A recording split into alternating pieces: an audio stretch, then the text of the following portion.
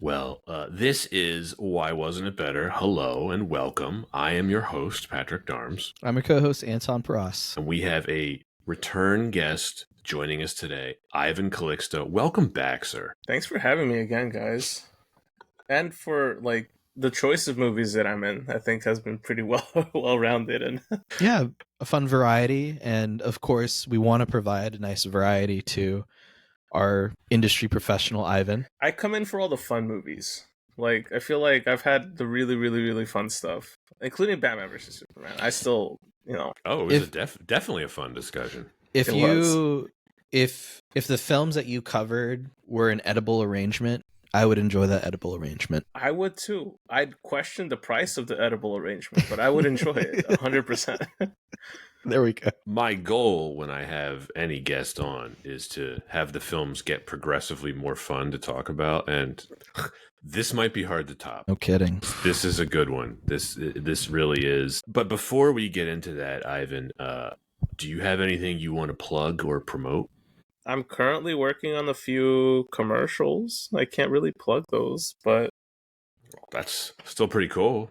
if anybody runs into a Ozempic ad between April of 2025 to like June, chances are you'll watch one of the ones that I helped put together. So there you go. Awesome. Ivan, all I can ask is can you with that contractual obligation to Ozempic, could you get us some free samples?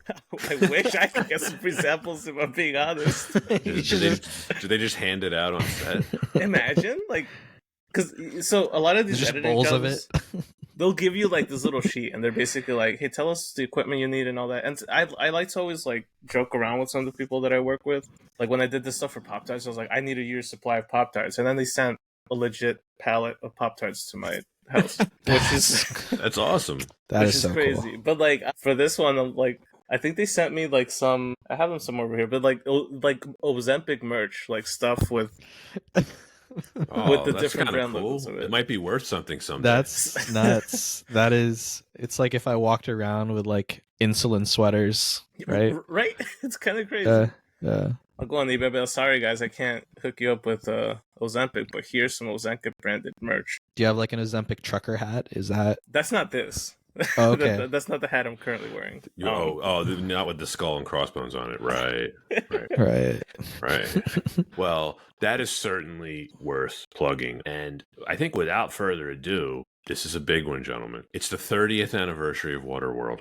Ooh. In the year 2500, after the melting of the polar ice caps, most of the globe is underwater. Some humans have survived, and even fewer still, notably the mariner, have adapted to the ocean by developing gills. A loner by nature, the mariner reluctantly befriends Helen and her young companion, Enola. As they escape from a hostile artificial island, soon the sinister smokers are pursuing them in the belief that Enola holds the key to finding the mythical dryland.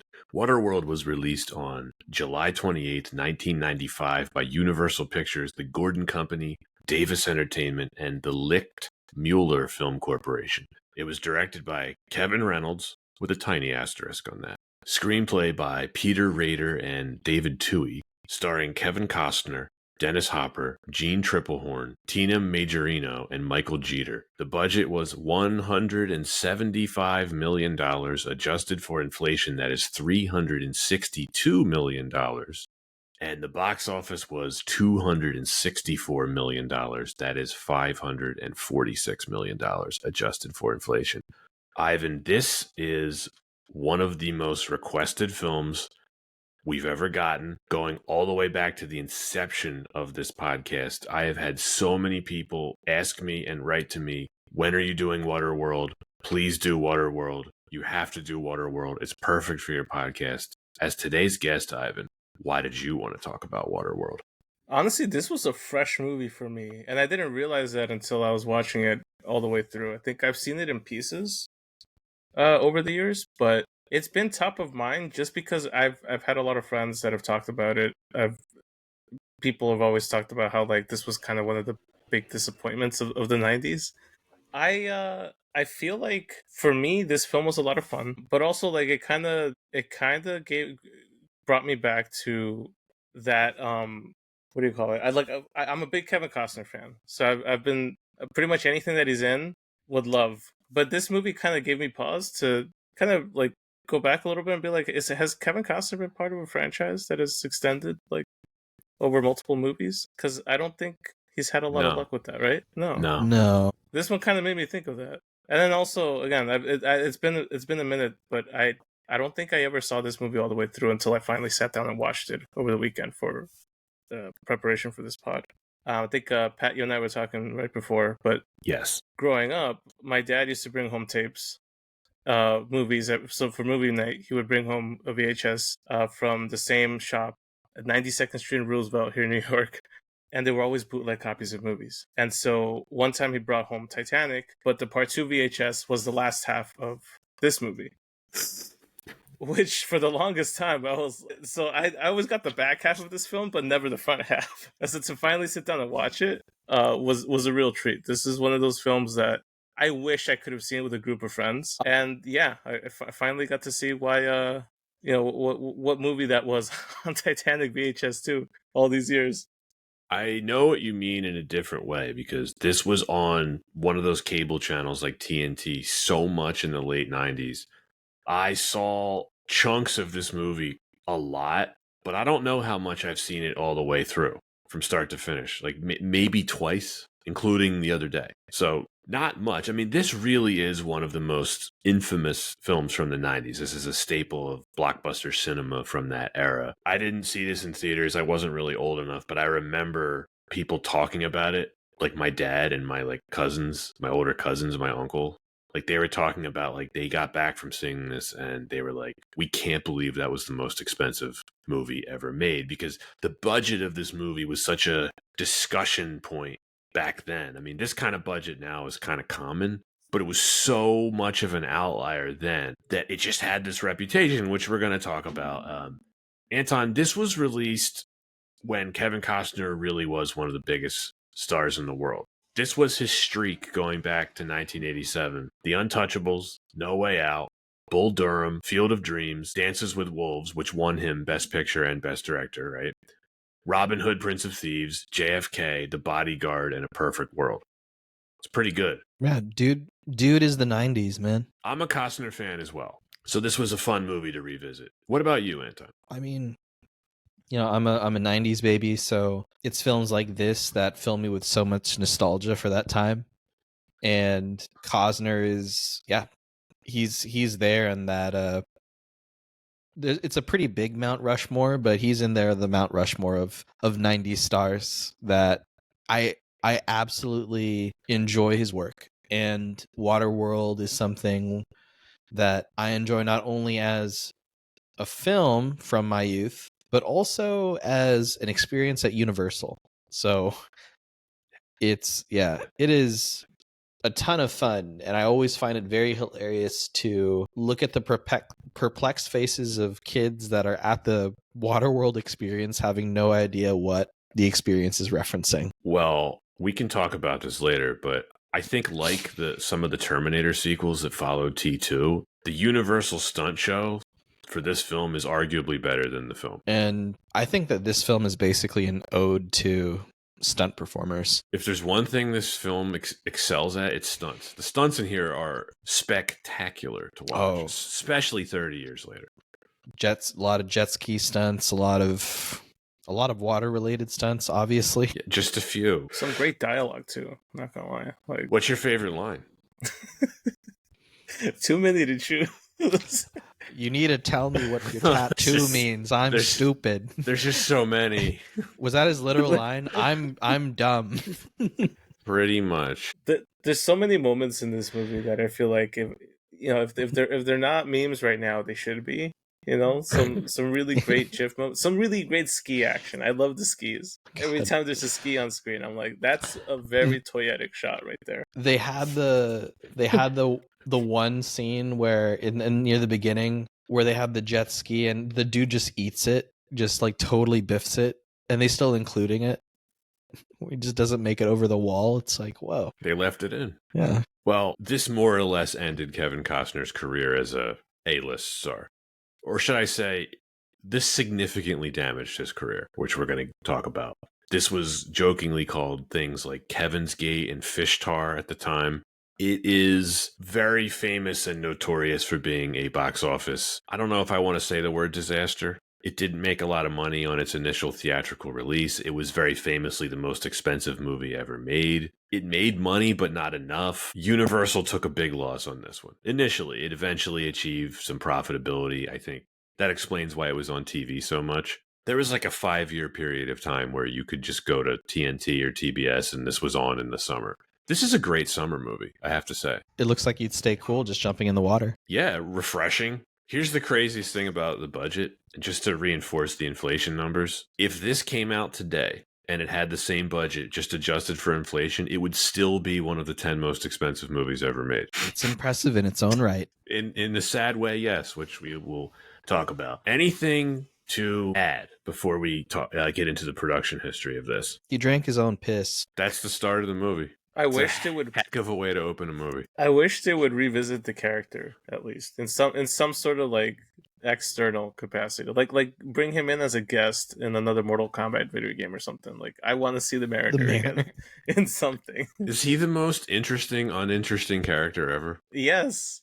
He's Max, so yeah. Also, talking about lines before we get into the full movie, but like I think the flare scene at the end where the random worker in on the boat just sees the flare and says, "Oh, thank God." That always kind of That's threw a good me off. line.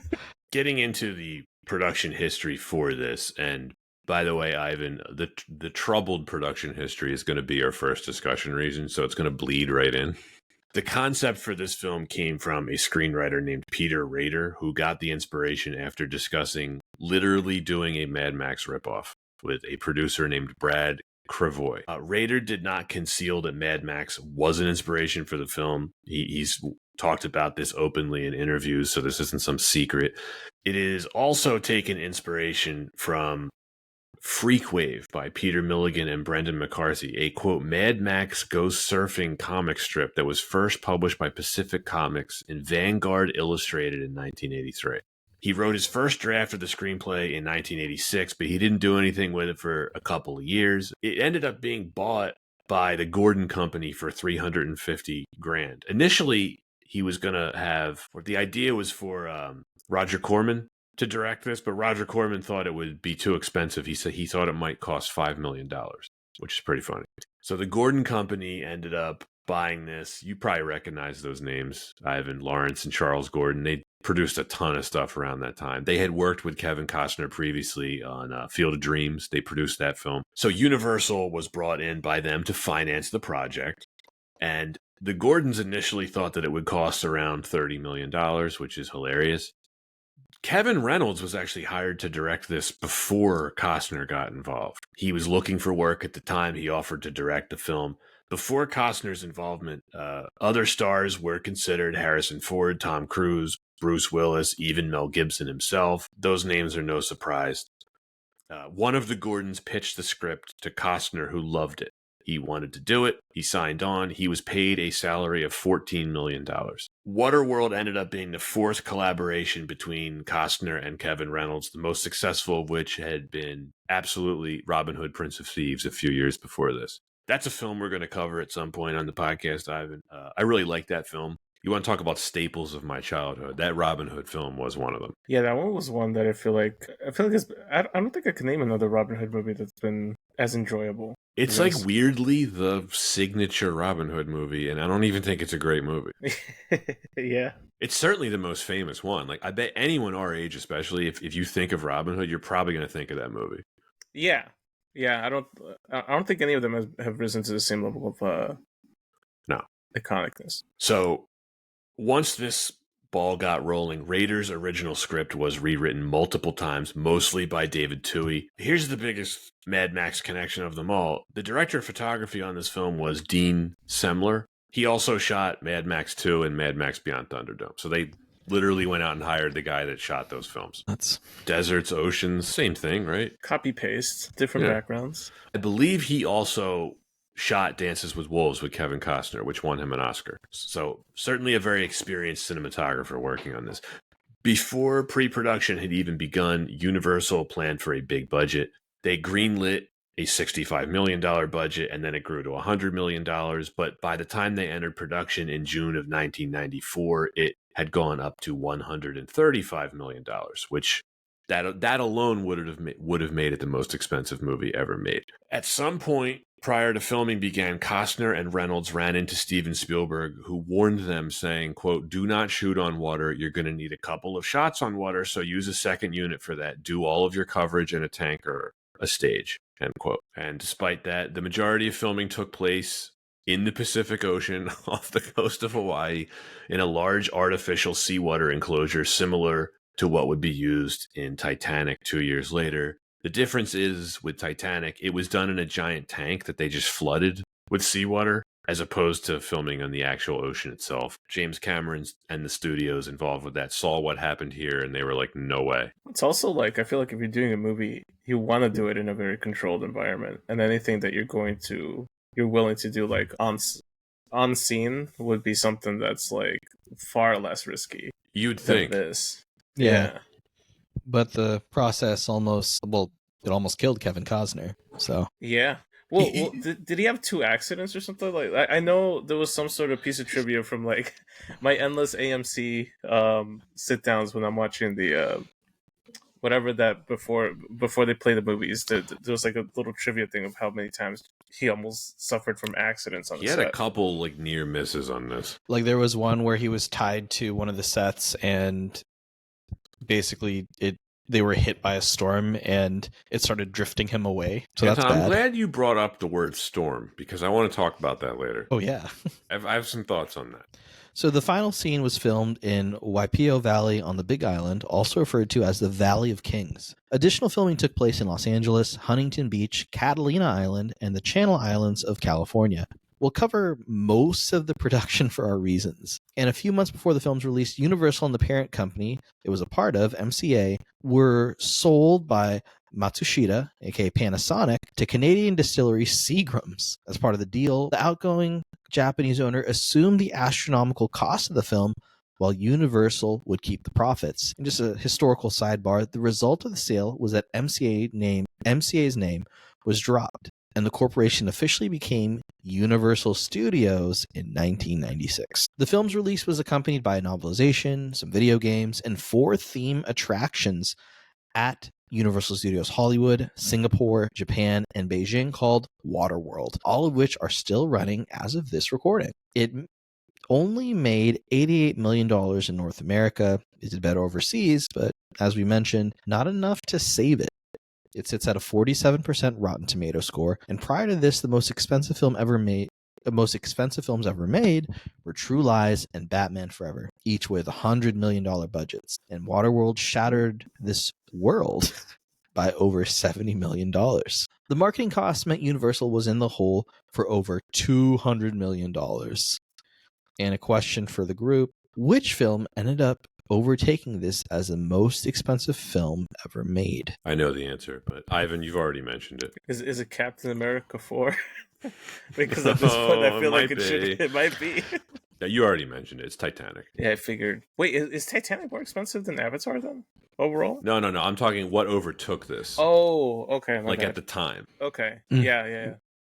Makes Titanic. sense. But those went through very different paths. I can see where the money went on Titanic. I don't know about this film. I can. It sunk, like literally and figuratively. It's in those gills that he has. Well, let's keep talking about this production, because that's our first reason of why wasn't it better. The production, literally the making of this. Something else I noticed about that Spielberg warning. Obviously, when Spielberg offers you advice, you take it. Forget Spielberg for a second, though. This was made by Universal, the same studio that made Jaws.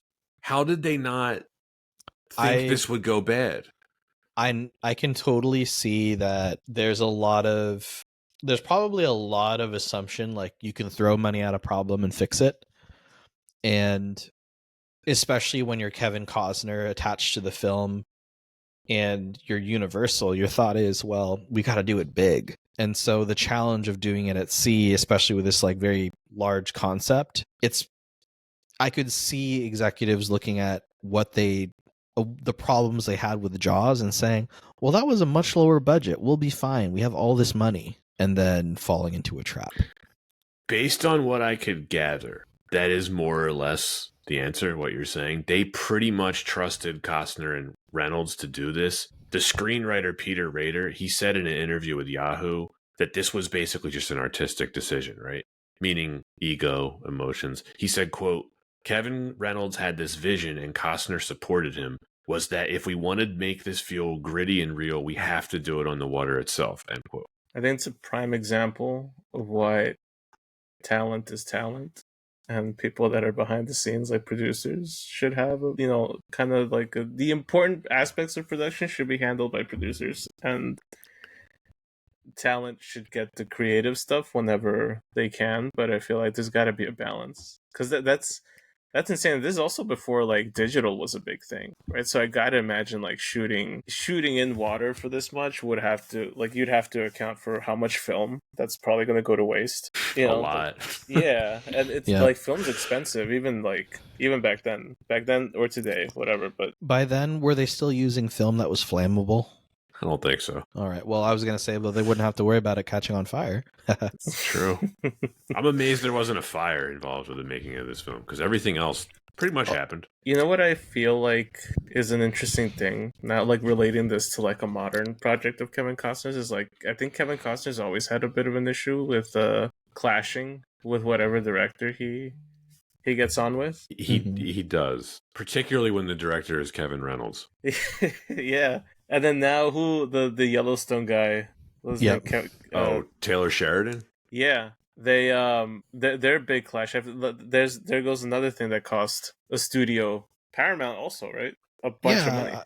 I mean, Pat and I were talking about that yesterday. It's just the only reason Costner even came back to that project is because the Horizon films weren't making as much money as he wanted. I'll have to check out that Horizon film, because I've heard good and bad things. I hear that the first one's actually pretty good. There's 2 of them, right? There's 2 out, and then I think one's in production. Okay. Maybe not for long.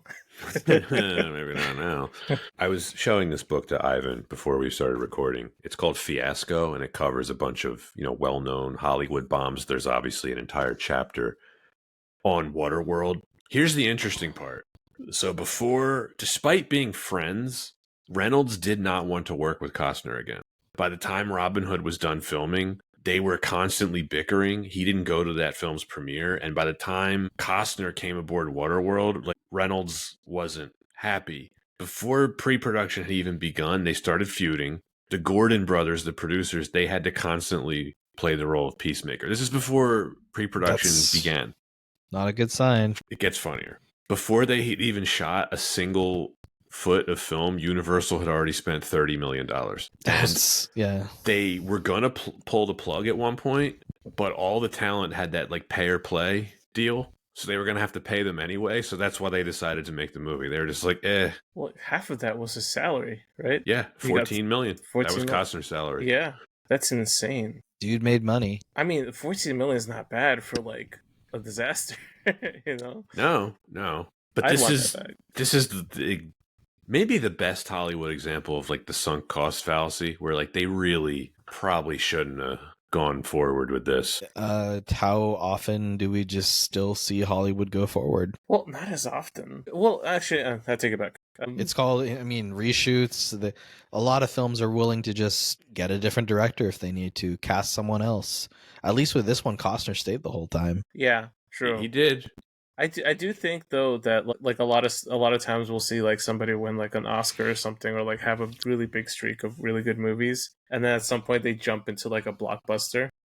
And I was having this conversation with somebody a while ago. It was like, well, why not just like go all in on the hot talent of that time span? I feel like, well, this is a perfectly good example of like why you probably don't want to do that all too much. Because how many movies did he do right before this that became the streak for him? It was... I'm like scrolling through IMDb right now to see where... Yeah, I mean, I had him written down earlier. I mean, he was on a really, really good streak. He had a couple misfires. But like some of the biggest films of all time. Yeah. I mean, a lot of people forget this. In addition to winning Best Picture, Dances with Wolves made like $450 million in 1990. Yeah, That's an absurd amount of money. And The Bodyguard made a generation of people totally think differently about Whitney Houston and her ability to just control our emotions. That movie made about the same, like 450. It was enormous. Robin Hood was huge movie.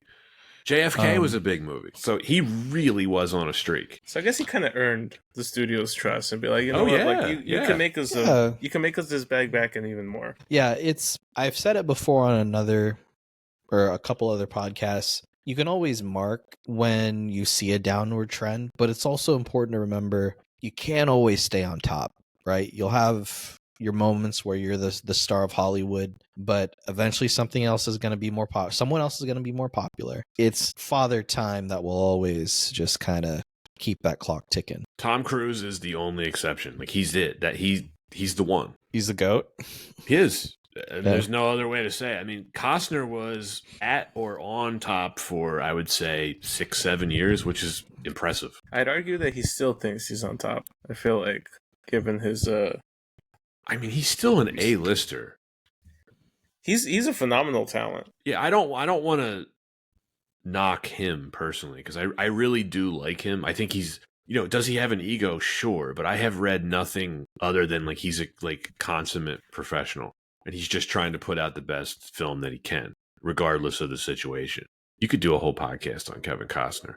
Back to the production of this, because they were filming in Hawaii, every single vendor that they were working with locally just gouged them. So everything that normally would have cost X on the continent, right? They were paying double and triple for. I don't know if you guys knew this, but they actually filmed this on the ocean, and that caused some issues. There were safety concerns. There were things like weather when you're out on the ocean. What? No. The camera crews were frequently pushed out to sea by waves. And think about, Ivan, you have a way better idea of this than Anton and I do. Even getting one shot, right? You go to do the second take, but you're on the ocean, and all of a sudden you're like 20 feet away.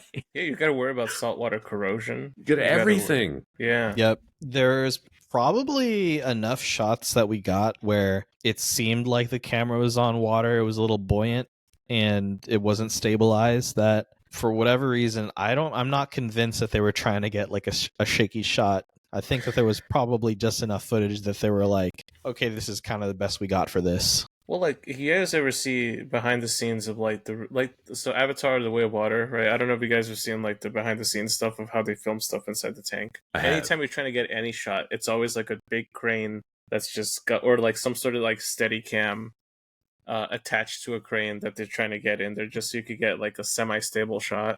I can't imagine trying to do that in the ocean where there's far less control. There's almost no there's nothing holding you steady. So if there's steady shots in this film that are shot in the water, it's a miracle. Mm-hmm. And it demonstrates some talent. There's a lot of them. Yeah. So I feel like that, like, creatively, I can appreciate the stuff that's on the screen here. The crew were endlessly seasick. A lot of them got stung by jellyfish like all the time. I was reading about that in the book. So that floating atoll set that they built, which is, you remember we get that really awesome overhead shot where all the ski boats are going around it.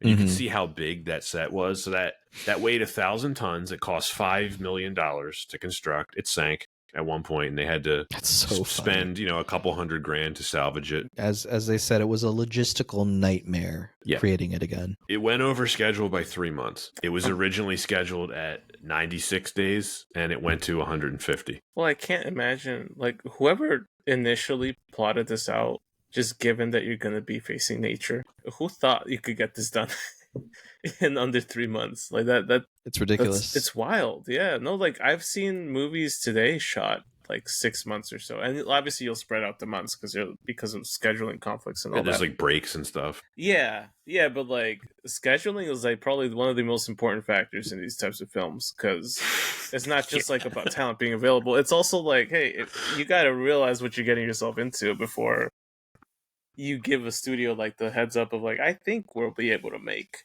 a summer 20 whatever release date. Costner was on set for 157 days, 6 days a week. Again, professional. Yeah. He did this while going through a divorce, which That's I gotta be think rough. maybe you see some of that frustration on screen, which we'll talk about later.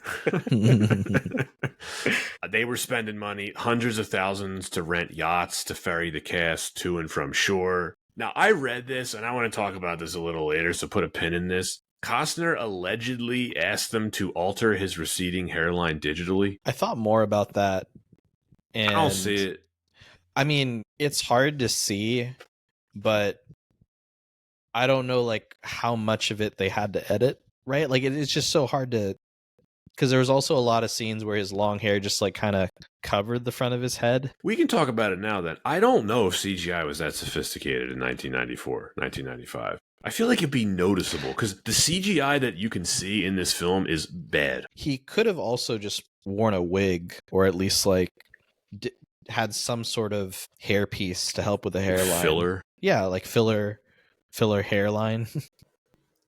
I don't know. Do they have some sort of miracle thing? Does that exist? I'm just kidding. They did have CGI for hair back in the day. I think it would have been really primitive in 1995 though, right? Yeah. So Mark Isham composed the score originally. Costner rejected it for being, quote, too ethnic and bleak, end quote.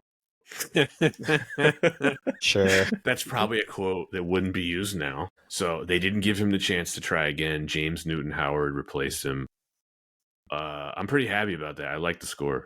I enjoy it. Joss Whedon, our guy, he flew out to the set last minute to do script rewrites, and he described it as, quote, 7 weeks of hell, end quote. Young Joss Whedon. Young, yeah. That means Firefly. something for Joss Whedon to say that. I feel like then it must have really been 7 weeks of hell there. Whedon's like, I just want to write comic books now. And Toy Story. Yeah. Costner put himself in charge of supervising all script changes. So as the film's production went on, he slowly started to take over more responsibilities. After Universal saw the rough cut, they hated it, and they asked Costner to take over editing duties from Kevin Reynolds. So Reynolds lost that responsibility. Universal wanted a lighter tone. They wanted love scenes between the Mariner and Triple Horn's character. What's her character's name? Helen? I don't know how often they say it, but it is Helen in the credits. Okay, yeah. Oh, no, it is, because Gregor kept saying, I'm sorry, Helen. Yeah, sorry. What accent was that? Russian? Oh, no. Polish? Some kind of... In this society, there was still some semblance of accent. Sure. Why not? All English variants. All English. Well, what's the one? What did he call the language? Portu something? They're speaking so. They're speaking that language. It's like Portu something. You found out it's just Creole. So Universal forced Costner to give up his percentage of the film's box office in exchange for some of these responsibilities. It may have ended up benefiting him because this film took many years to reach profitability. This ended Costner's relationship with Kevin Reynolds. I'm talking about Reynolds. He walked off the picture before filming was officially over, and Costner handled all of the reshoots himself. He still received full credit as director. He later famously said, I love this quote, "In the future, Kevin Costner should direct all his own movies. That way he can work with his favorite director and his favorite actor," end quote. Sounds like exactly what you'd expect of someone like Kevin Costner. They would repair their relationship in 2012 when they reunited for the Hatfields and McCoys miniseries on the History Channel. Oh my god, I love that special. I liked it too. It's a really fun special. Yeah, I'm glad they made up. I'm a big History Channel nerd. Yeah, that was a really good one. Well, let's talk about the man himself, Costner. Loved him in Yellowstone. I like him in a lot of things. I came away from this respecting him even more, despite not really liking his performance in this. Yeah, I think this is one of those over-the-top performances to some degree for a lot of actors on here. And yet, with Kevin Costner, I felt like his performance, I don't know, just kind of blended in well with everything else going on in this film. His performance just was, I'm going to be stoic in the face of all emotion around me. And Kevin Costner has a really great, just stoic face. Right? Yeah. And so he does. Sometimes when you're ultra serious, people kind of say it feels a little wooden. But the way I saw it, Costner looked like he could pull a knife on you at any moment. So I actually kind of like that almost subdued rage in every scene that I saw him in. I did find his performance amusing, specifically because you used the word stoic. I'm just going to use a different word. How much of a dick he is. How many times did he throw them overboard in this film? 3, 4. Yeah, How many First times? thing- How many times does he strike both of them? a couple times. 3, Couple- 4. Yeah, 3 or 4. At least 3. I think- Yeah, First thing- Including with an oar at one point. that was the creative use of the set. Yeah. Yeah. It doesn't work for me for the simple reason I don't find him easy to root for at all in this film. He's not likable. There's no humor or joy in his performance at all. I understand it was a choice. I think, though, if you're doing the whole stoic routine, at some point you have to try to win the audience over with your charisma. Even when he like lightens up and like hugs Enola, I got nothing from him. The Mariner's a really interesting character because, look, we talked about the Mad Max comparison, but I feel like he's even less heroic than Mad Max. He has tendencies that are heroic, but he really does come off as a very self-serving protagonist. Does he even have an arc in this film? I feel like Not Not really. really. No, right? Because that's one of the measures that you use for a character in any film, right? Like, he's one way at the beginning of the film, he's one way the other at the other end. But I feel like can we talk about the end a bit here, or Yeah. his progression, the decision to like just have him be like, like he basically essentially just took one look around. He's like, you know what, I'm not feeling it. I'm just gonna go back into the water. Well, I mean, he has gills and webbed toes. The web. Yeah, I forgot about the web toes. Yeah, it's funny because like even at surface level, he does have a character arc, but I feel like the character himself doesn't really feel changed to me in general by the end of the film either. Besides him being like, oh, like he's somewhat sympathetic to Enola by the end of the film. Eventually, yeah. after he assaults her several times and he savagely cuts their hair. Yeah, it's punishment, right? For and there's not really all that much explanation as to why he would think that was the way to go. No, there's not. There's really not. It's You think he wrote that in? Go ahead. I know what you're gonna say, Ivan. Go ahead. I heard that there's a better cut of this movie out there, at least according to one of my buddies, who's very adamant about how this extended cut of this film is the only way to watch this movie. It's official, right? Like you can buy it on Blu-ray, I think. So I think it was released once, yeah, but I don't think or at least I wasn't able to find it. I mean, it was sanctioned by Universal. It's not like a bootleg something. It's like a real thing they released. It's not a director's cut, certainly. It's called it's called the Ulysses cut. Right. I heard it was bootlegged for a while though, before it was actually offered up by Universal as a. That's interesting. But again, I don't know the full background to this. I only know what me and my buddy Adam were talking about last night, back and forth. Because no, I've heard the same, where it adds a lot of context and to the characters' decisions and stuff like that. I've heard that too. It would be interesting to see it, and now I kind of want to watch it. I kind of do too. Is it different in the fact that you go through the first half of the film and the big twist is that this is actually spring break in Florida in like 1988 or 1998? It's cut differently. Like, I guess I had my own Ulysses cut of this film, right? And the fact that I watched the first half of Titanic and then the second half was the second half of Waterworld. Right. And so technically I saw a movie no one else has seen in that sense. But true. Great point. Yeah. But I do think from my understanding, the cut is longer, and it's edited differently. So certain sequences happen out of order compared to the theatrical cut. And it's supposed to give you the sense that there's a bit more motivation to the Mariner's actions than there is in the general cut. Again, I'm just speaking to like the stuff that I've been told. I haven't seen this thing for myself, but I definitely want to watch it now. And it might be something I actually set for myself this weekend. I kind of do want to check it out. Costner said he's very fond of this film. Quote, "It stands up as a really exotic, cool movie. I mean, it was flawed for sure, but overall, it's a very inventive, cool movie. It's pretty robust," end quote. Good for him. Yeah. Right? I mean, look, I still stand on that. I think this was a very fun film to watch. Yeah, I for varying reasons. Yeah, no, because I do think there's a good. I think this was a good concept. I just don't know if, like, obviously the execution leaves somewhat to be desired. But It's something that I think got to me was how animated everything felt. I think Yeah. that because it felt like a very full world, like these side characters, while they're kooky, crazy, just something straight out of a cartoon, it felt very full. And I think like that for me is big in the entertainment factor side of it. I know what you mean, Anton. And as much as I enjoyed that aspect of it, that's actually another reason why I don't necessarily care for Costner's performance. Everyone else in the film is acting like they're in a Terry Gilliam film. Yeah. And it's Good way to put totally at odds with his, Clint Eastwood routine that he's doing. Yeah. Look, it's so much of this was I was just waiting for Lord Humongous to come in, and that is the aesthetic essentially of the film. But Costner just kind of played it straight the whole time. Did you notice he had an accent that kind of came and went? It did come, yeah.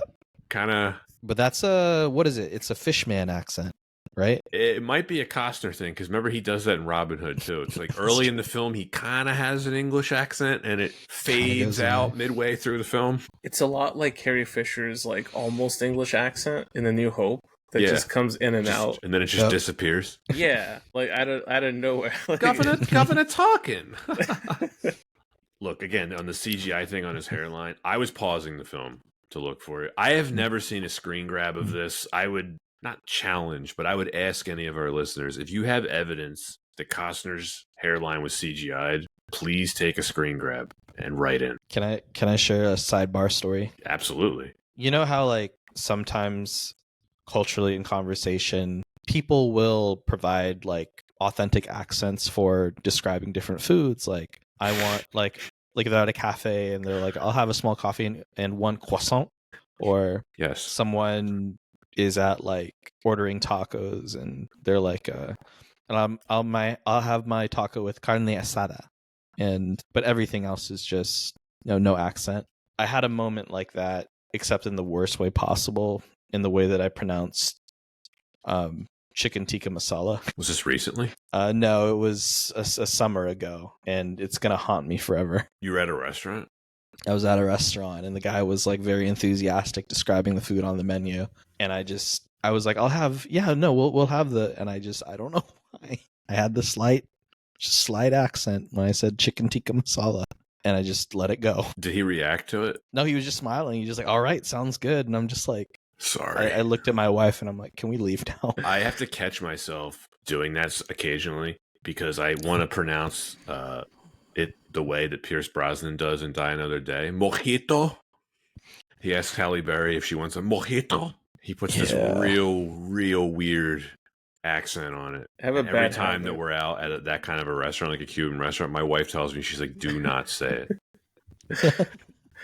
Sometimes you can't help yourself. I feel like when I was learning Spanish growing up, just to keep the Mexican accent, I guess, my mom would always be like, I want you to repeat it back the way that I'm telling you. So I got used to that. So then the next time I would meet, even as a kid, I would meet people with other accents. As I'm talking to them, even if we're talking English, I would immediately, like without even noticing, go in to start to try to mimic the way that they sound. And it's like a bad habit now to snap out of. It's also kind of fun. Unlike Kevin Costner, who was not having fun making this film, you can see the frustration on his face, like visibly, right? Because I definitely could.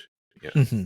You can tell he's annoyed with his co-stars, with the director, with the producers, with his soon-to-be ex-wife, everybody. My dad also pointed this out to me. There was a period of time around this time when audiences started to kind of get tired of him. There was like this weird public backlash against Costner. I guess that happens with a lot of successful actors, even today, right? And it hit Costner in a pretty negative way, because this film just had so much toxic publicity about it before it even came out, which did not help things. Was it, because obviously this was pre like wide internet the way that we have it today, but like were like the tabloids already talking about this film before? They were, especially about the budget. Wow. I guess I could kind of see like that, but like The onset drama, I guess, was also something that was in the public eye before. It was everything. There was a lot of stuff like like it's not around anymore. You remember like Premiere Magazine and Yeah. like those like movie magazines? They were all publishing stories on this like before it even came out. Like what's Universal doing in the Hawaiian Ocean here? Kevin's Gate and Fish Tar, that was thrown around at the time. So it was the whole thing. And then he made The Postman 2 years after this, which we talked about a little bit one of the times you were on, Ivan. It's very similar to this film, but worse. Yeah, I mean, I could kind of. Sometimes I find it hard, obviously, because we came of age during a time when Facebook and all these other places are up and running. But like, I wonder what that was like back then to experience the. I guess it's like anticipated hate for a project that's not yet been out. Next reason, we can just talk about everything in the film itself. I think this is where it can get even more fun for us. I gotta say, it held up better than I thought it would. I hadn't seen it in a while. Yeah, it feels a bit like an anime. You mean in terms of everything? Yeah, like the over-the-top characters, this stoic, mysterious hero that enters into a society that's being bombarded by, like, what is it, just sea pirates, basically. The random 2-second cameo of an apparent sea monster that's never brought up again. Yeah, for a lot of world building, there's also not a lot of world building, if you catch my drift. Catch my drift. I do catch your drift, and we're drifting away. But Yeah. I do like the world building in this. But I know what you mean. There's also stuff you're like, what? Like, yeah, and like, I get it. Sometimes you're just going to have questions like, what is their religion in this society, and why do they... Is that even a religion? We hear some prayers before someone's added to bio-waste. Gregor, what's up with Gregor? Like, I'm just so fascinated by his character. he just had a balloon, a hot air balloon contraption just like ready to go. Because they never really discussed that they were trying hard to escape that society. That comes out of nowhere. She's like, you got to get me out of here, and no context. No, and like...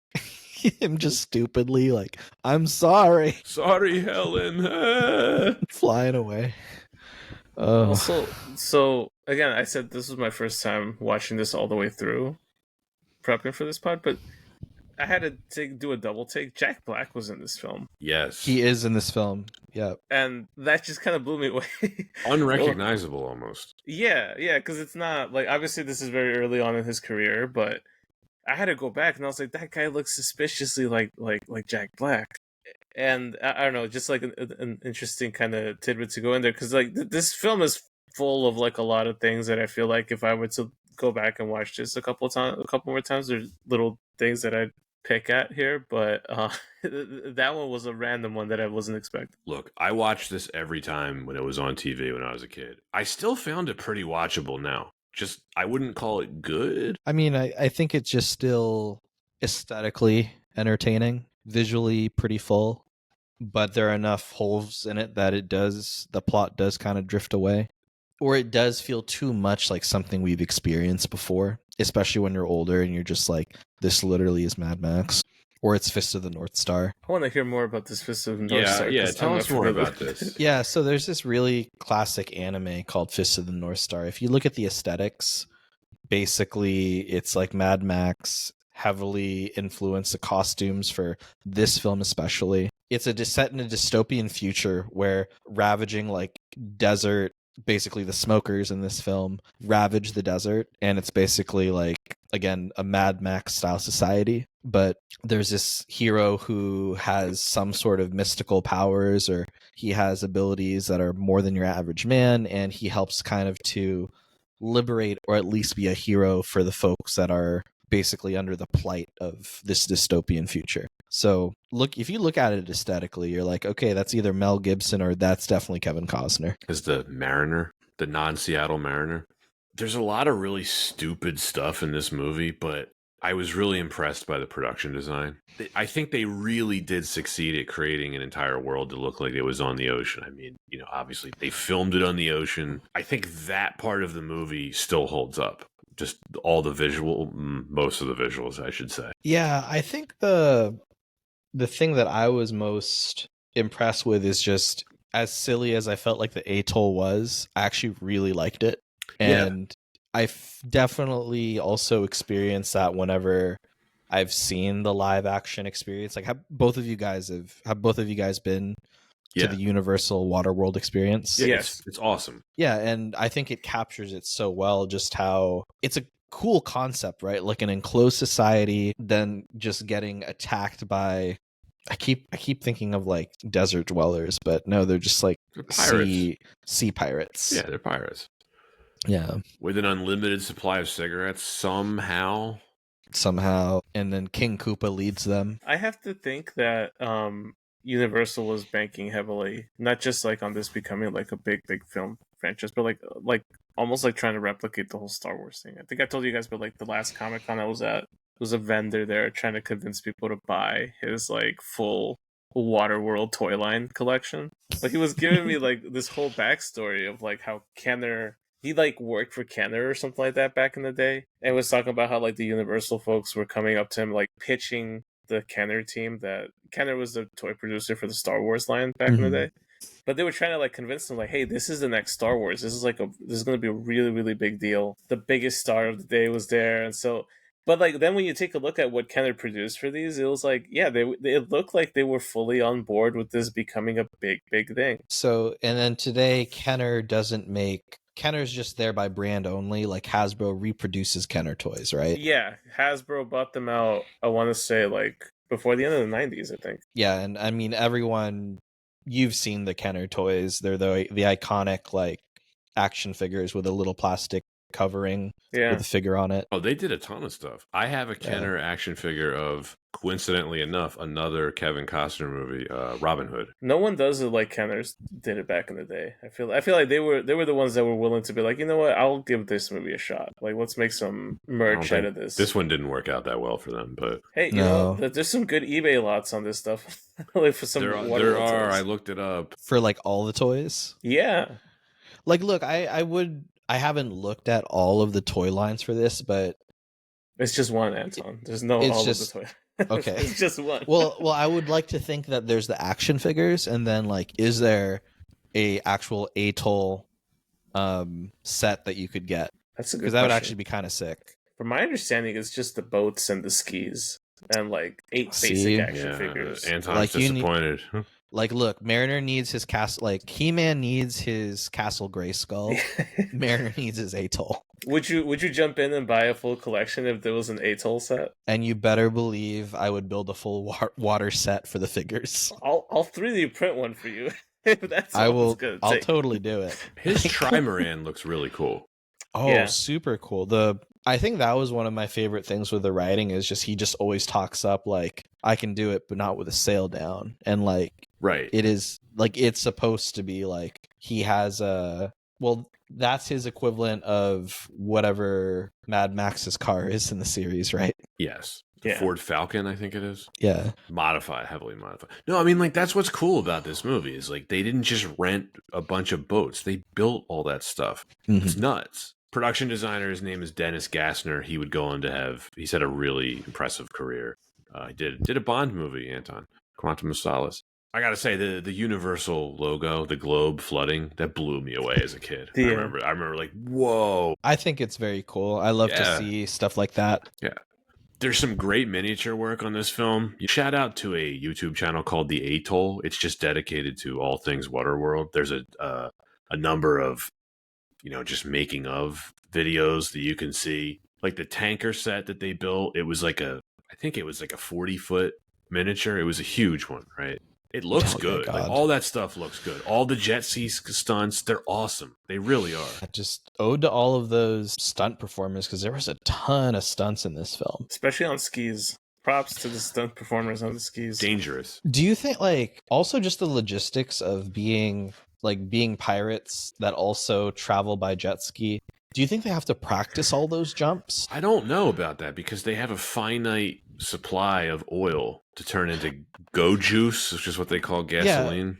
Yeah, right. So if they have they're basically like, so the folks that are driving the jet skis are probably the most capable in their society, but probably also expendable, because it would be very dangerous, right? If you're you have to make the jump in one go to be able to take down atolls. They're like Koopa Troopers. They're they're basically the Koopa Troopers. What's your favorite action shot in this film? Or I have action scene? I have a great answer for you. It involves a couple different things. This is a really, really cool invisible special effect that I never knew about until I read about it, and it made me like reevaluate the whole movie. So anytime you see the plane towing the jet skis, there wasn't really a plane towing the jet skis. They were doing it with a helicopter because they couldn't get it to work right with a plane. They painted out the helicopter and then they CG'd the ropes to the jet skiers from the plane in the final shot. That's sick. It'd be an incredible effect now. Yeah. Yeah, that's but pretty to answer your impressive. question, Ivan, it's the whole atoll attack. It's pretty cool. That machine gun was gnarly. Yes. Over the top. Yeah, that's gotta be.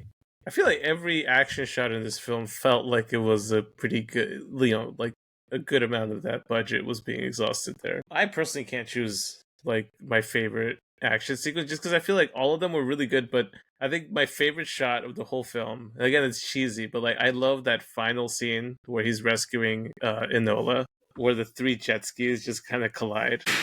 That's pretty sweet. It's so over the top. Yeah, what was their plan? And the fact that if you like stop it, enough times, it would be you would see that they start blowing up before they even touch each other. Do they really? Oh, yeah. That's funny. Oh my! Of course they do. That's so funny. It's one of the most over the top shots in the movie I've ever seen. The bungee jump. Yeah, but it's so bad it's good kind of thing. Oh yeah. Like the only other movie I had this kind of reaction on was the first Sharknado. Which was, again, that's also one of my favorite really bad films to watch. Just the first one. The rest of them are just like completely unnecessary. But the first one was a lot of fun. It's so dumb. And this film, I feel like it actually, you mentioned it feels like anime. To me, like that recent One Piece show on Netflix, I feel like that's the closest in tone I get to this film, except obviously the Netflix one was intentional and like they were going for that from the get-go. And everything I think lines up a lot better on that show, but it's just a lot of fun. Like it's one of those things where like I like, this is the type of stuff that I would love to sit down on a Friday night, get some big popcorn out, have a group of friends over, or your significant other, as long as they're down for watching a 2-hour and 40-minute film with Kevin Costner. That doesn't really go anywhere, but still. What about you, Anton? What was your favorite action sequence? Action sequence. I mean, I do have to go with the atoll attack. It's everything about it, the way it escalates and just the havoc around it. And I think like that almost intensified the hilarity of the side characters because people acted like how you would expect them if there was being attacked like that. But they also acted like how I wouldn't expect normal people to act during an attack like that. Like Gregor, sorry to keep going back to him, but he just why the balloon thing ready to go?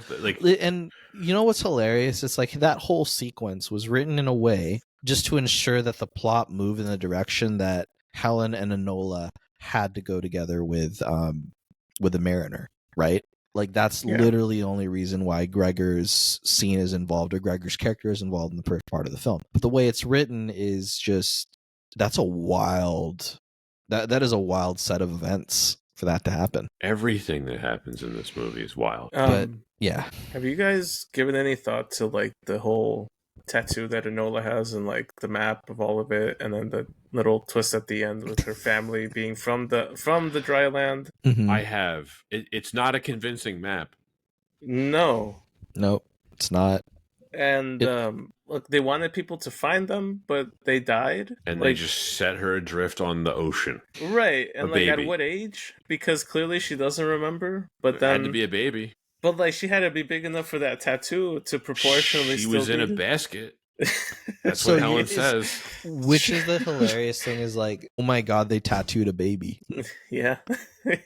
Like that's nuts. And then their plan was to tattoo the baby and just set her adrift on the ocean. Someone's gonna find her eventually. So this is their Superman. The visit to underwater, which turned out to be Denver. That's so funny. That took an entire year to make. Wow. Not film, but make. That entire sequence took a year to put together. What is it called again? In post, or you're talking like in post? Oh wow. It was a combination of giant miniatures that they filmed dry for wet, right? Like, they had to build the skeletons of those buildings, and then they filmed Costner and Triplehorn in an underwater blue screen environment, which is really hard to film it. Wow. And it took about a year. I guess that kind of makes Goodness. sense. I guess that's probably the most memorable part of the film, would you say? Like the film the part of the film that most people remember. Yeah. Mm-hmm. It also creates a plot hole. I was thinking about this. I'm like, so there's Denver. How deep do they go, right? Because the Rocky Mountains are right nearby. So how's that work? Yeah. Should have been Florida. Somewhere in Florida. Would have made more sense. Yeah. I think it's part of it is also just the hilarity of like, oh, it's Denver. Yeah. I get what they were trying to do, which was the fact that like, oh, well, that city's really high up, so that would explain why there aren't mountains in other parts of the world, but it also doesn't explain why there's not mountains right next to Denver, because it's right at the foot of the Rocky Mountains. So it ends up being stupid. Oh, total.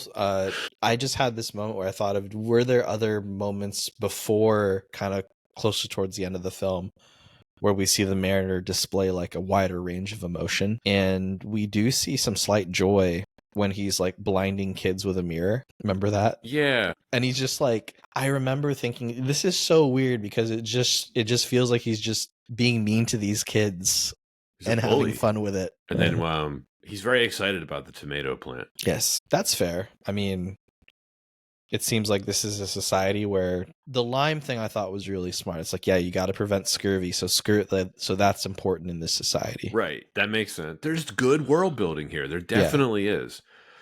But there's also some stuff I have questions about. There's sea monsters. I think I asked this earlier, but it's never brought up again. Like, would it have been cooler if it's like, oh, the sea monster is actually an evolved form of a human? And they hint like maybe in Waterworld 2, like Kevin Costner's character could devolve into a creature like that if he's not careful. That's HBO miniseries plot right there. I wouldn't mind seeing a remake of this in a miniseries form. Paramount Plus needs content. It's right there. Does Universal go straight to Paramount Plus? Or is it Max? So. Is it Max? No, because Max is Warner Brothers. And You're right. We'll think the Universal was Fast and Furious, right? Yeah. But the Fast and Furious films are on Max. Because of licensing for it. Yeah. So I think it also matters like who produces the film and like whatever it's like Christopher Nolan stuff. Right? Like it was what was the name of his production company? The logo's in every single Syncope? Yeah. Yeah, they had a deal with Warner Brothers, so everything was on Max, and then after a while, I think recently they screwed him over with Tenet. Yeah, and I think it was a whole thing during COVID too that made them whatever. No, you're right. Like he didn't want to. He wanted it like delayed or something, and they wanted to do a streaming direct or something like that. Yeah, like day and date release on streaming, which ended up being the bane of movie studios now. So I watched this movie twice recently. Once all the way through and once to take notes. Something very, very obvious is missing from this film. It's called Waterworld. It's entirely set in the ocean. Every single scene, it's sunny and there's calm seas. There's almost no scene set at night. There's no weather in this film. Nothing. I know why they didn't do it, because the budget was already insane and that would have only added to it. But think about if you're making a movie set on the ocean, all the threats that just would exist solely from weather. Yeah, that's true. I think it's just priorities for the writers. It's, do we want to show the threat of nature or the threat of pirates? Smokers. They were saving that for the sequel. Well, I think this is where we can probably talk about the budget, because on one hand, it's not always fair to judge a film by the budget, right? Like, who cares how much they spent, right? Sometimes it is fair, though, and I think it's fair here because expectations matter. And if you're going to see something and you know how much money they spent, especially back then, like a record number like this, you're expecting it to be spectacular. There's really nothing in here that's spectacular to me. Okay, it's Mad Max 2 on water. This is a B movie with like an A+ budget. Yeah, I mean, do we have a metric to like what the audience score, I guess, is, for lack of a better term, back then? For back then? Yeah, was Cinema Score a thing? I feel like it was. I don't think so. It would have been early Cinema Score. Was Mr. Skin a thing back then? I think it was. Well, they still stood outside of the theater with those little, I don't know if you, like, I know in New York they do that on release weekend. So like, yeah, I don't know what you're talking about. That's Cinema Score. and I feel like they've been doing it for a while. I don't know. But I'm kind of curious. Like, what was the? Was it a big disappointment? Were people overall okay Oh with yeah, it? I think it was. I'm old enough to remember like how blown away people were by Titanic. When I saw Titanic in the theater. I knew that it was the most expensive movie ever made, and I came out of that theater like, wow, I've never seen anything like that before in a movie. Nobody felt that way about Waterworld. Nobody was saying that about Waterworld. It could have been the Avatar of its time. Could have been. Anton, we've Yeah. talked about this before. The hype to results ratio, very, very high for this film. It just didn't live up. I think, Yeah. you know what it is? Sorry, I cut you off. No, go ahead. You're going. Everything in here is fine. The action is fine. The visuals are fine. I think the performances are fine. But that's the problem. It's just fine. Should have been bigger. I just think if you're going to spend that amount of money with these expectations, you need to do better than fine. I think I don't know if there's just a fallacy with the story that was written and the stakes that were felt. I never really felt like, because it was because it was a retreaded story, I felt like I knew the beats as they were coming. We're going to get a maniacal villain. The kid's going to be fine by the end of it. And the Mariner's going to get away. And he's going to be, he's going to get set up for a sequel. And that's where I was surprised, because of course he doesn't get one. But I think with that, I think audiences are a bit more intelligent than we often give them. And I feel like there is a total expectation for a film like this. And I don't think that this film broke the mold story-wise. It just fit it differently aesthetically. You said something really important to me, which was stakes. Who cares if the smokers make it to dry land? What does that mean? We know nothing about dry land. Are there people on it already? Are they going to ruin it? The smokers don't seem to be any better or worse than any of the other losers that the Mariner encounters, right? Are they any better than the people at the atoll who wanted to execute him? You know what I mean? No, you're totally right. It's the people at the atoll, if anything, were just isolationists that were also extremists, right? So nothing really did separate them other than they were willing to do a barter system. But as soon as they found out he's a mutant, they want to kill him. Yeah, like when they start to get attacked by the smokers, I'm like, am I supposed to be rooting for them? Because I'm not. You have the one guy, like the sheriff, right, who's the only sympathetic character amongst them, right? Mm-hmm. That's it. And he was a pretty cool dude. He was underused, of course, but yeah. It's kind of like the Mad Max spinoff, the one with about Furiosa. Where like we know they kind of set up the whole stake of like trying to find the place with the fertile ground. Oh, yeah. But you set it up from their perspective. Well, he was so in that sense, I guess they really took from Waterworld, because that was the plot for Furiosa. She had the map on her arm. Wow, so it came full circle. And that's why she loses her arm, because she's like, I can't let not Lord Humongous get the map to the green. Yeah. Wow, so Waterworld ripped off Mad Max, and then it came for full circle, and Mad Max ripped off Waterworld to repay the favor. So I was trying to figure this out. How much money would this have needed to make to break even? It would have probably needed to make about $500 million. There was no way this movie was going to make that. No, that would have meant it would have been like one of the 10 highest grossing films of all time, and I think there was no chance if it was going to make that. I am really curious about this Ulysses cut, because this is 135 minutes long, the theatrical version. It felt longer. I think it's one of those movies that either it probably should have been longer or shorter. But the actual runtime of this, some of the pacing in here is pretty slow. Like when he's teaching Enola to swim, and there's the dun dun dun dun dun. There's the real slow dramatic music. That scene seems to last for 10 minutes. Yeah, I much prefer the first half of this film personally. Gets real cheesy for you. Yeah, a little bit too cheesy. So Anton, I think I asked this question to Ivan before you joined. This is related to the plot. It's not a plot hole, but it's something I found quite silly. You know how paper is treated as a very rare commodity in this film? Mm-hmm. Like when the Mariner finds, the paper, or remember he finds out the guy who wants to spend time with his women. He has paper, right. And the Mariner's like excited. He's, paper. Okay. What are you supposed to do with paper? You can smoke it. So what are you supposed to do with paper? if you're the mariner? Not get it wet. I don't know. Is it safe to say it's completely useless? It's just, it feels like one of those things that was written in like, oh yeah, paper is precious, but Yeah, we'll put a National Geographic magazine in the movie, and it'll be really cool. there's probably no way to create paper in this society. So I can probably see it as like an artifact. He also just seems like a huge hoarder, so I could totally see him being into it. It has no use, though. Isn't the whole point to Yeah. barter for stuff that you can like use to survive on the ocean? I don't know, because like he also just kind of pointed at a bunch of stuff when he was at the atoll. It's like, I want that, that, and that. Actually, I'll also take those shelves. It's like, why does he need shelves? Oh yeah, he did ask for the shelves.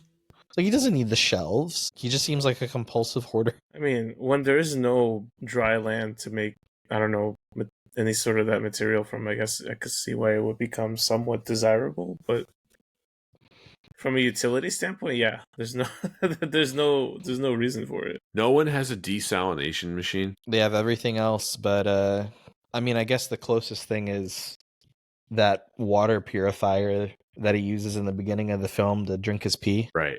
Not that efficient, but he uses it. Where's all the tobacco being grown for the cigarettes that the smokers have? They just seem to have an unlimited supply. They're handing them out like candy. They have so many. They're inside little pots of plants inside of their boats. Which is to me, it's like, it's hilarious because that seems like that's a plant that needs a lot of water. So I don't think the results to effort ratio makes sense there. You also need soil. Yeah. Which is also precious in this society. Right. That makes sense to me. Yeah, that one's cool. That's like a cool reveal in the beginning. Like, ooh, fresh soil. Soil. This has probably been clowned on a lot, but there's not enough water in the ice caps to flood the entire Earth. Not even close. I can suspend my belief for that one. I can. I'm not going to hold it against the film. That one, it's just like, okay, sure, it happened. The whole world is covered in water. Got it. Yeah, got it. Cool. That's the setting. I'm fine with it. I have a deep question for you both now. So if you're the folks living on the atoll, you're trying to get this guy to mate with one of your women, right?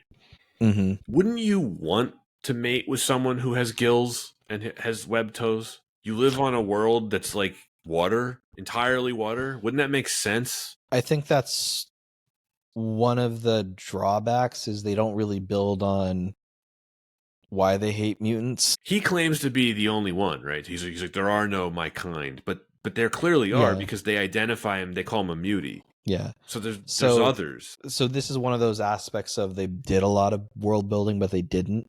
Yeah. And if they could have some sort of justification, whether that's there's a gang of mutants also that are their own gang in the water, maybe that could have helped explain. That would have been in the sequel. I mean, it's the same society that values paper with no use for it. So they're probably not. They're just looking at it. They're like, the gills are too much, also, and the web feet are too much.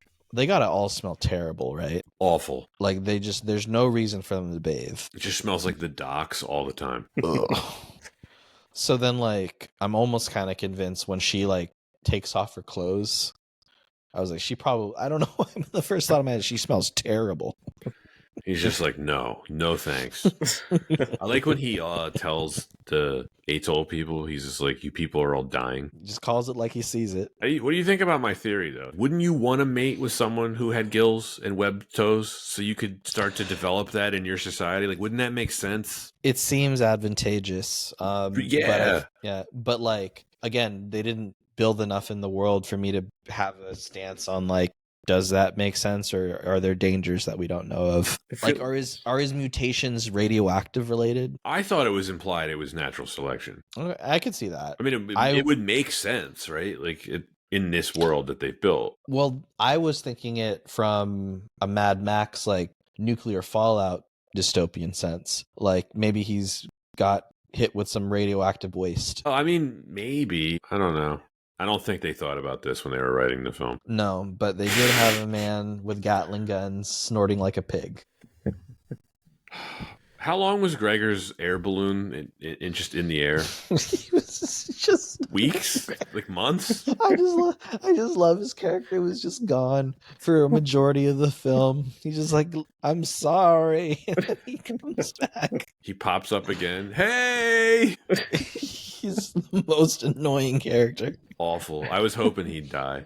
I was hoping he'd get eaten by one of the sea monsters that they only show for 2 seconds because it's horrible CGI. And they just present him as so dumb. It was but like the worst dialogue too for him. This must be an old outdated thing called latitude and longitude. The child prodigy is drawing visions. By the way, has anyone asked her why she can't swim? Oh yeah, that was a random. It's like you can't swim, really? Like, in what Waterworld? do you mean? We haven't talked about Dennis Hopper yet. Man, it was his character is also in the Universal Studios experience, and I think he is. And I think that's why I also really enjoy the experience is that it's not your typical villain. Like, he seems dangerous, but at the same time, he also just seems like he just loves kicking it with his crew. You know, Cousins. yeah, cousin. I think his performance is fine. It's a pretty underdeveloped villain, though. Like, apparently this Ulysses cut goes into way more about his character, but... Yeah, we really don't know much about him, his motivations, what does he want to do on dry land. Did you know he's supposed to be a religious figure? Sure, okay. Sure, okay. But, like, I don't know, just something about his character is just holding a golf club and ripping cigs. That aesthetic is just really funny. When he loses the eye and they're trying to give him like the bad looking, the painted one. Yeah, and like there was something about, there was a scene after they've taken the atoll and he's about to execute that guy. And the guy's like, wait, you said you wouldn't kill me. He's like, wait, maybe I did say that. My bad. And he just walks away. I thought that was a kind of a little interesting piece. Like, he has some sort of code to him. It's something like I said earlier. I wasn't convinced they were any worse than any of the other losers that the Mariner encountered on the water. Yeah, no, totally. But I think it's because of how eccentric he is. Not necessarily like megalomaniacal villain, but just a very eccentric character. It was a good bit of casting. They cast him at the last minute. Yeah, he's somehow more restrained here than he is in Speed. I mean, which is impressive, right? Yeah. Bowser.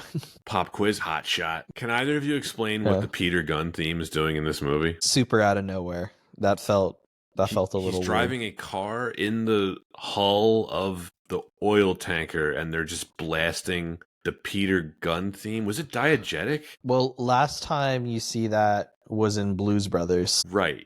Which made more sense. But here... I paused the movie to make sure there wasn't like a Netflix error. I'm like, what is this in the film? Like, but like that's I don't know, like that was actually kind of that was part of the hilariousness that added to a bit more color, that added the color to the side characters in the world that I enjoyed. It's like, okay, like these people are crazy. And like this adds to kind of this kookiness. I was not taking this movie seriously, but when it tried to take itself seriously, I hated it. Like when he smacks Jean Triplehorn over the head with an oar after dropping a sail on her. Oh my god. I also was curious about that. Like, how easily can you kill someone with an oar? I mean, we know from the Talented Mr. Ripley that you can. Yeah, not just an oar. Like, you trip real hard, you could die. Is that a Triplehorn reference? Yeah. She was a good actress in her day. She's in stuff I like. She's really good in The Firm. Yep, she's in The Firm. Basic Instinct. Yep. She gets assaulted in that movie too. But then in this one, not great. The really weird use of PG-13 nudity. Is this one of the most forced romances you've ever seen? Right after Enola gets taken by the smokers, she's like, "Do you want to have sex now?" And he's like, "Okay." He's like, "You smell terrible. Let's not right now." Ivan, I feel like you have something to say. I feel like I have way too much to say. There's so much that you can't take seriously about this. Yeah, I feel like there's the more I think about this movie, the more out of place I feel like Kevin Costner's character is from the rest of the world. And I kind of feel like had it gone a little bit differently, like would having a more compelling but also better integrated character into this world, like would that have fixed some of the reception that people had towards this film? He's just not likable. He's just mean. Like yeah. And we don't go on any sort of arc with him. Think about, I know they're different movies. Think about how charismatic he is in Robin Hood. Okay, yeah, he couldn't do an English accent convincingly, but He's doing a lot of like heroic stuff that make you like him. And I know they were trying to do the anti-hero thing here, but every single character in this film is so unlikable. You need to have someone who the audience associates themselves with, even if he's half fish. And the Mariner also, we don't ever get an idea of why he's such a jerk. He's just a jerk. I guess nobody likes him because he's a mutant, but he never says that in the film. Like, the reason I stay away from people is people don't like me. Then you would have been like, oh, yeah, that makes sense. Even something as simple as that, that's fine. Because I think one of the most, if there was anything that was set pretty early on, it's like, this is a world where, like, resources are scarce. They make that very clear in, like, the first, 3 minutes. And they also make it clear you can't trust anyone, right? Because he meets that other drifter that steals his limes. And if those are the rules of your world, there's nothing really that makes it sticks out for him to act mean, because everyone's going to act mean because you can't trust anyone, right? No, I didn't like any of the other performances in the movie. I don't really like Triple Horn. I don't like the girl's name that plays Enola. I mean, it's just... Who she's in... She ended up being in quite a few things that I was impressed to see on her resume. She was in Alice in Wonderland, which I totally forgot. The Tim Burton one? Yes. Who does she play in that horrible movie? No, sorry. No, she was in 1999's Alice in Wonderland. It was the made-for-TV version. There's a 1999 Alice in Wonderland? Did not know that. Yeah, that's news to me too. And then she was also in Napoleon Dynamite. She was Deb, side ponytail. Yeah. I can't think of her. So you didn't like Michael Jeter as Gregor? Like is such a strong word. Awful. I feel like every single shortcoming of a character or like inconvenient thing that happens here is just to advance the plot. like the whole like Enola not being able to swim was like very convenient for every single for the situations that they put her in, where they're like, oh, now we gotta go rescue her. Oh, she can't swim. It's like, really? Like, how? Or like just we need it. It's like, oh, we need to write a way for Helen and Enola to travel with the Mariner. It's like, have Gregor just accidentally inflate their only form of escape. He's like, oh no. Oh, Michael Jeter. Which role do you like for him better, Anton? This or the dual role that he plays in the Polar Express? Ooh, man. Smokey and Steamer.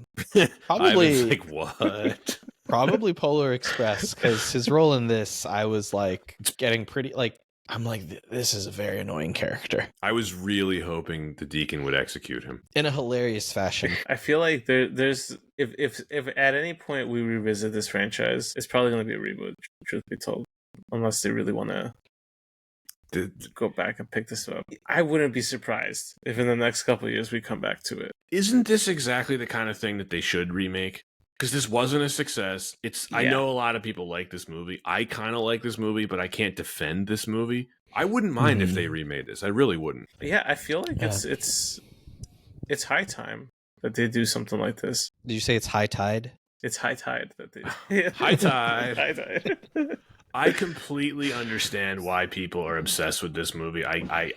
It's totally deserving of its cult movie status. There's a lot of really interesting concepts in here that they could do interesting things with. I don't know that this film does them, but Anton, you alluded to this earlier, how like it has some amazing world building in it and bad world building in it. And they present a lot of great ideas, and they're like, and we're just not going to elaborate on that ever again. I could see it for a miniseries, like a 5 or 6 parter or something. Yeah, and put it out on HBO Max.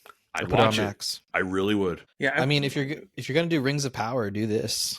Well, look, they have that thing that Disney loves to use. The little thing that they have to film Mandalorian with. God, why am I the full screen setup thing where they could easily replicate the ocean now. Like you don't have to do an over the top budget to get a similar kind of feel. But like, I feel like we have the tech to pull something off like this now, where without having the budget be like the most expensive thing you've ever seen.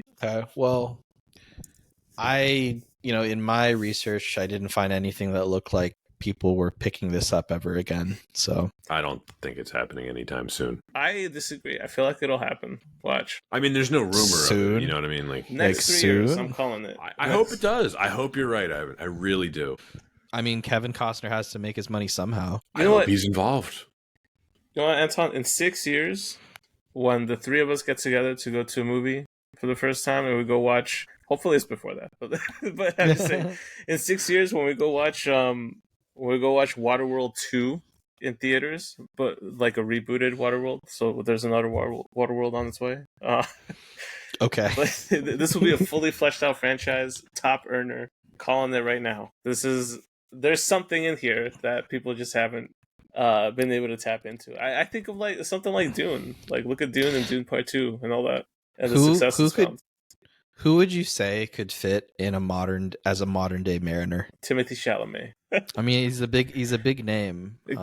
Give any him, other contenders? No, just Timothée Chalamet. Give him 2 more hits so that he has his streak, and then put him in the Kevin Costner situation where it's like, all right, Timothy, here you go.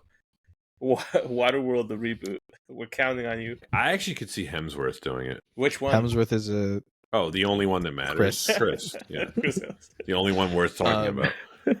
I could see Ryan Gosling. Yeah, I could see it. What about Garrett Hedlund? Maybe as one of the smokers that like explodes. Who would be the deacon? I think is the better question, because I feel like he's like 70% of the movie for me in terms of like enjoyment. I forget the actor's name, but he played Gaston in the live action Beauty and the Beast. Josh Gad? No, that's Gaston's assistant. Yeah, Luke Evans.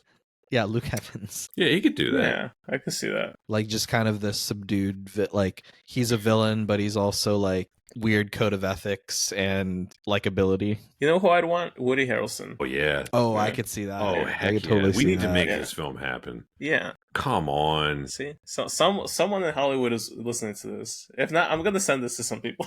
Oh, but I really hope this is remade. This is such a cool idea. I hope they get James Newton Howard to do the score. Yeah, but then we need a female lead, because of course the film would need a female lead. She's aged out of the role, but I would still put Millie Bobby Brown as Enola. So you want to see Chris Hemsworth just throwing her overboard? Yeah. Doesn't he pick her up by the neck and just toss her off? Just toss her off. I think so, right? Just a handful of times. I'm not going to bring up the score again because you both ignored it for the second time. So just moving on. Listen, the score. Look, I will it. say it. I do appreciate a good score in the film. And I think I've told you guys this, but that's my background noise while I'm working. Like I'll put in random scores from different films. Same. I do the same. It's not. I thought you were going to say, Ivan, your background music is solely the score to Waterworld. Imagine. It will be tomorrow. Watch. I'm gonna load it up to Amazon Music.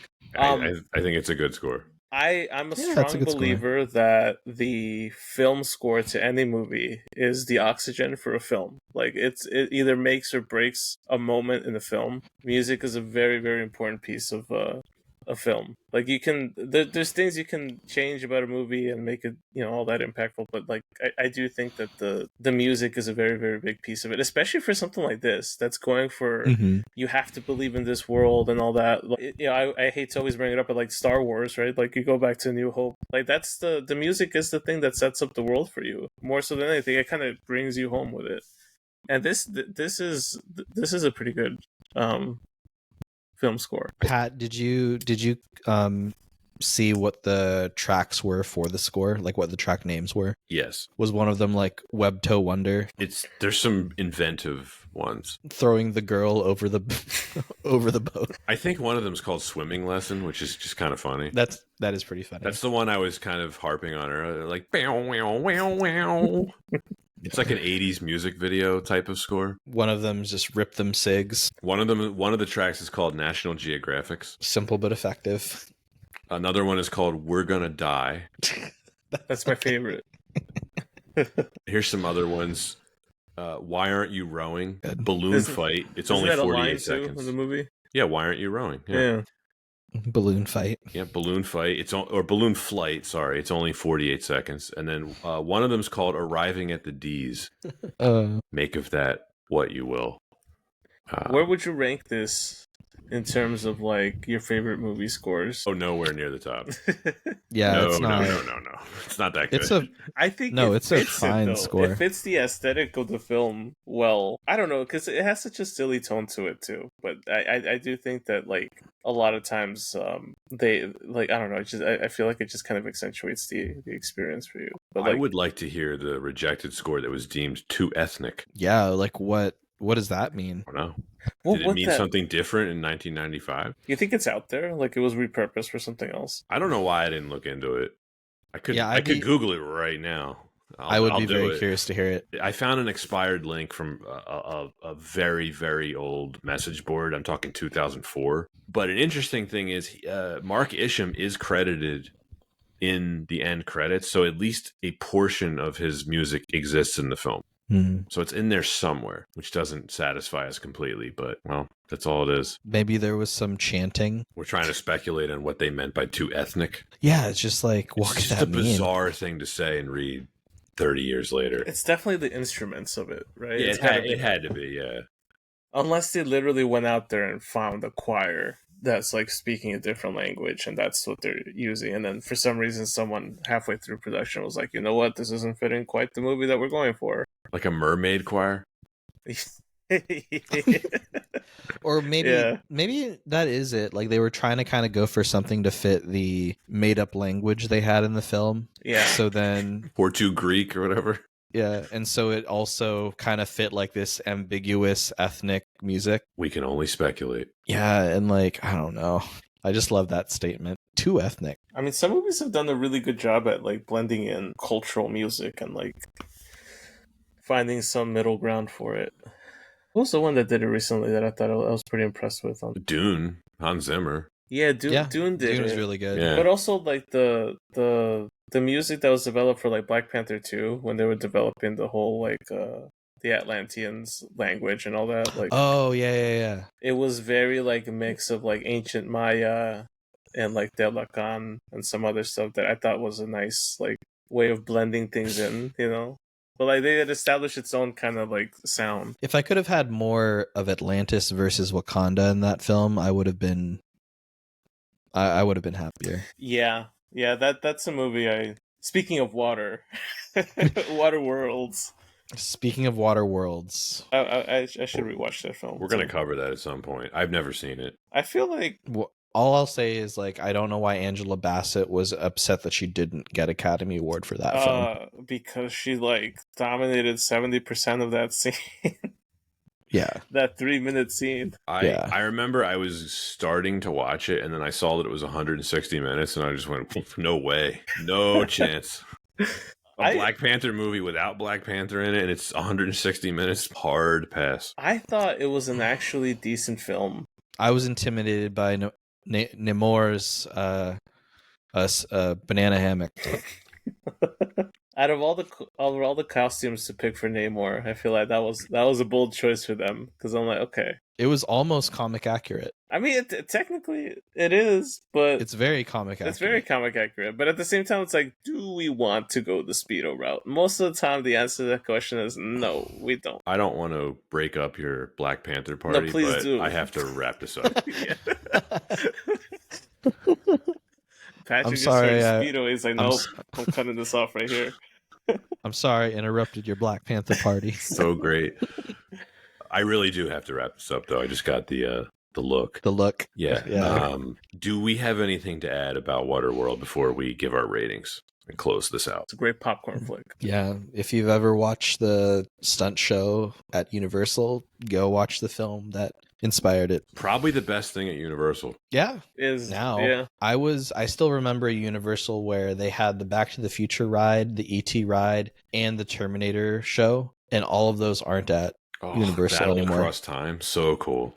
There's just none of those are at Universal anymore, at least in the Universal Studios Hollywood. I think the Florida one, too. I think they're all gone. It's a shame. Well, Ivan, you were, I think, starting to go. You can always go first as the guest if you want. Yeah, no, I think I enjoyed this movie, I think, well enough. It was a fun watch. It was fun to actually watch it from beginning to end this time because I think it's this is one of those movies that I was curious about for the longest time.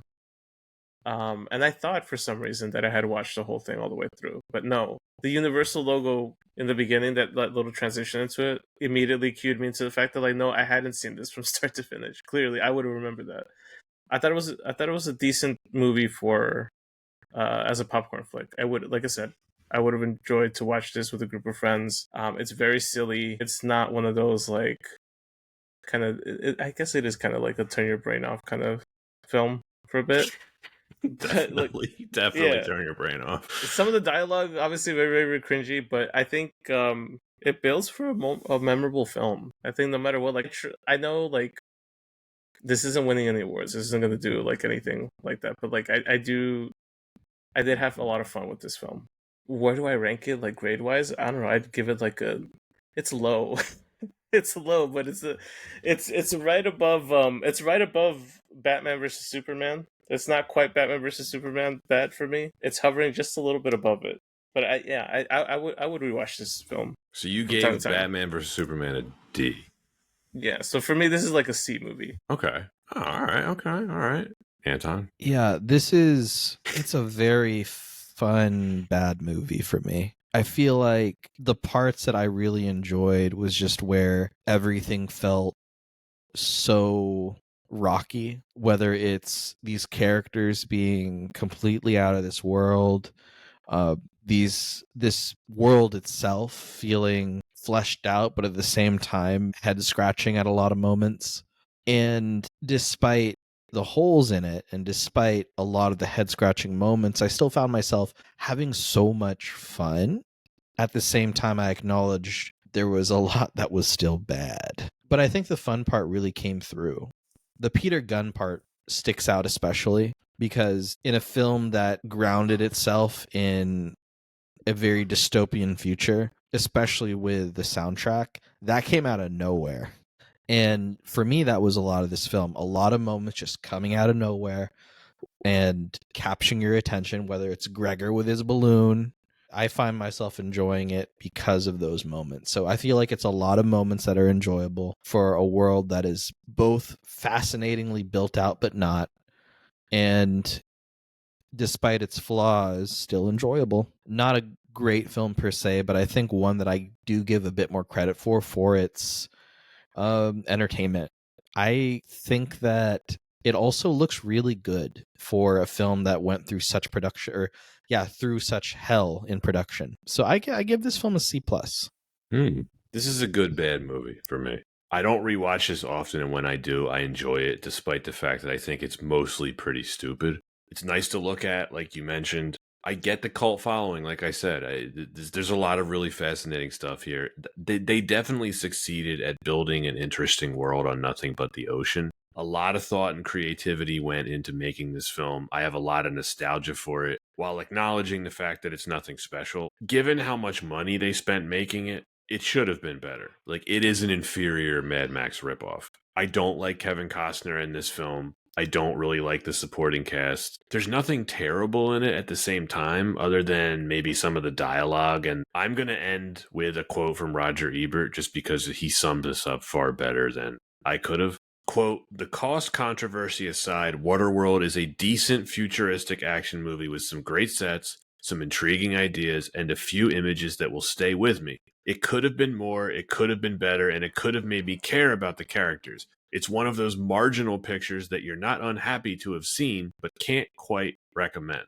End quote. I completely agree with everything in that statement. I rank this at a C, and I think I'm being generous, because I don't know if it deserves that.